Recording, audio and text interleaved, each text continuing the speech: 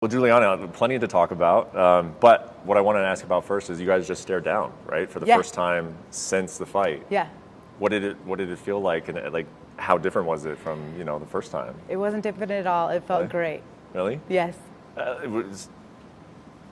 Really? Even though you've beaten her now, and I still saw the same things that I saw the first time, so I'm feeling great about it. Which is what?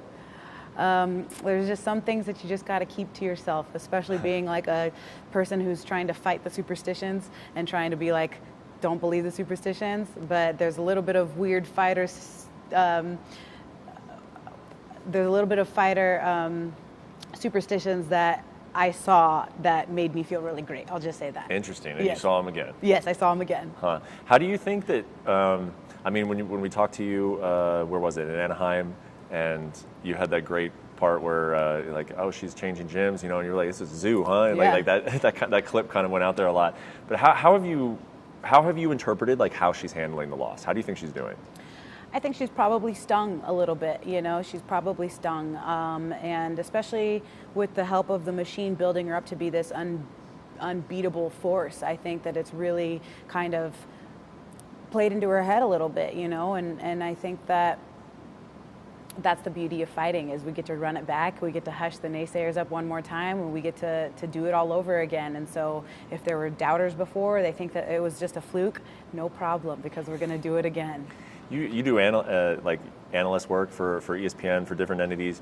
When a fighter has been as successful as she has for a long time, then loses in the fashion that she does, and then leaves her camp, what goes through your mind when you see that decision?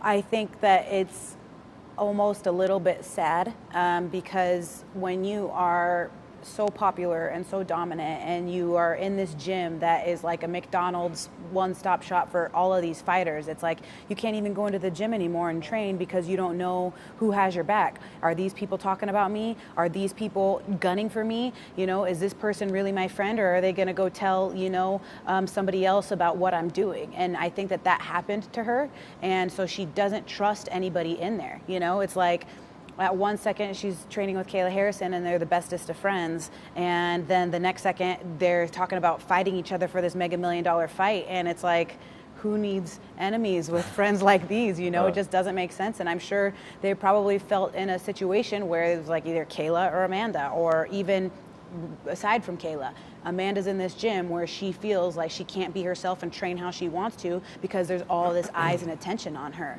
And so it definitely plays, I think, in her mind, and it makes her paranoid, and it makes her a little bit scared and cautious who she lets into her inner circle. And so it's just a lot of stress. It's a lot of chaos, and I honestly, I swear on my life, I wouldn't wish it on anyone. And I feel actually, sympathetic towards the situation that she's in. So if you were, breaking down this rematch and sitting on a desk and you weren't involved in it, and they asked you, Julianna, what do you think? Do you think this is going to be a good move for her, that she is getting away from that environment and branching out by herself? Or could it be a detriment because she's switching things up, and she's been successful with those things for a very long time? Do you think this is going to be a positive for her that she's left camp? Well, just because I'm trying to take my bias out of it, I would still say no, but all bias aside, no, because she still has to fight me, and it's still going to be the same. And, power lost is power gone, so it's the changing of the guards has already happened. People think it was a fluke. And I'm excited to show once again, I am the new UFC bantamweight champion. You get the sense a lot of people think it was a fluke? Yeah, definitely. There's people that say so many excuses, saying, they still want to discredit me. And with that being said, I'm relishing in the chomping at the bit to go do it again. She told me, and this happens in this sport, right? Like if you talk about anything that went on in your camp that wasn't ideal, people are like, oh, you're making excuses. Fighters don't like to make excuses. But I've asked her like what was going on in that, and you've said that you're looking forward to being 100% when you fight Julianna again. She said that her knees were hurt, and that she couldn't move on her knees as well. She probably shouldn't have taken the fight. That physically she just wasn't herself. When you hear that, what do you make of it? So it's a tough situation for me to hear that, because I've torn both of my knees out. I have come back from 2 devastating knee injuries. So in one regard, I hear you, girl. I feel you. I 100% know exactly what you are feeling like, you know. I have had that time off to reconstruct my knees and to build them back and to still be competing at the highest level that there is. So my knees are not an excuse for me to say, you know, I shouldn't have showed up to the fight. If your knees are bad, don't fight. Nobody's forcing a gun up to your head. Nobody's making you do this, you know. So if you want to, you know, say that, you know, it was because you were injured, don't take the fight. That's fine, you know. I'm sure we can find somebody else more than willing to step into that spot instead. So it's just, you know, I agree. Fighters don't like excuses. But then I also agree that that is a legitimate excuse. But then I also say, then fix it and let's figure out how we can keep this party rolling, you know, because we gotta keep things pushing around here. Do you feel like, what do you think she got out of you in the first fight? Like, do you think that I guess, how much did you show her in the first fight? Of all the things that you were planning or that you were thinking, I can do this to her in the first fight, how much of that did she actually get to see in that? I think she got to see it all. She did. We sparred on the feet. We grappled, you know. She was in dangerous positions when we were grappling. She says that she wants to prove that she's absolutely 100% better than me. But I'm like, where? We can grapple right here, right now, if you want, and I'll show you that. And if you want to box, we can do that too. I'll show you that too, you know. So I can't wait to show how much better that I am than hers.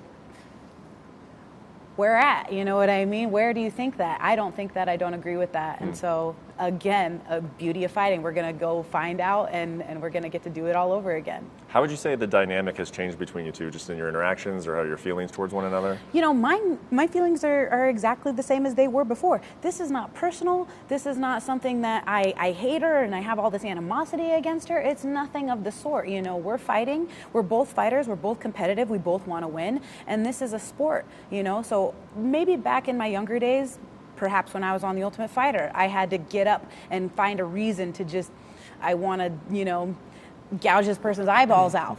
But as I've matured, as I've grown as a fighter, as I've become a mother, I've realized that it's just a sport, you know. You don't have to hate your opponent to want to fight them, you know. You just got to go make sure that you're the best fighter that day and show up. And so that's all it is for me. It's just fighting. It's just what I do. It's my profession. It's my career that I chose. And it's not personal for me. I have absolutely no personal vendetta against her.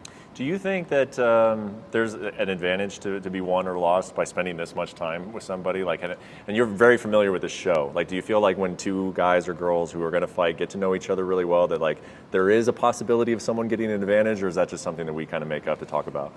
I mean, honestly, she has her team, I have my team. There's going to be times where I'm sure that we're going to be, you know, crossing paths. But for me, it's not anything like I can't wait to pull some tricks or stunts out on her. I can't wait to, you know, make her look ridiculous. That's not my agenda. That's not what I'm trying to do.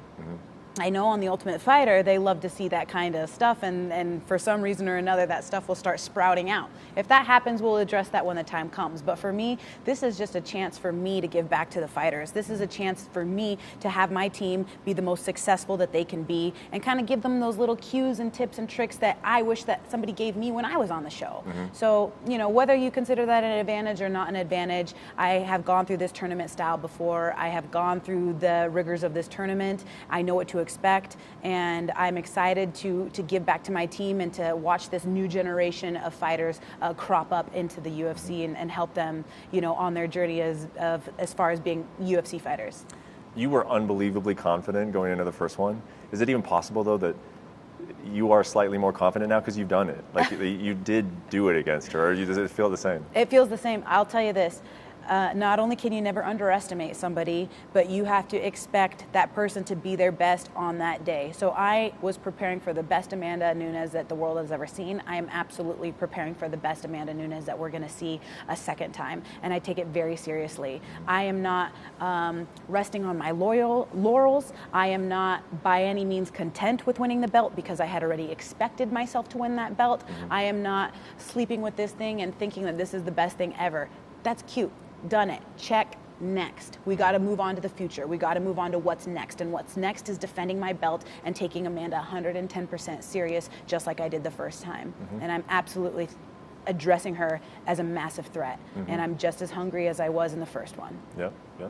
Last thing, I know that before the fight, you said that winning the championship, big part of that was going to be like you'd inspire young girls, you'd inspire other women. So now that you did it and you've had the belt now for over a month, do you have any like cool experiences or any like cool stories of like that you got to see evidence of that you've inspired some people? There is so many people, and what's great is I think I had put myself in a box as far as wanting to be an inspiration to young girls and to young women. I think what's amazing is that I have had all walks of life reach out to me.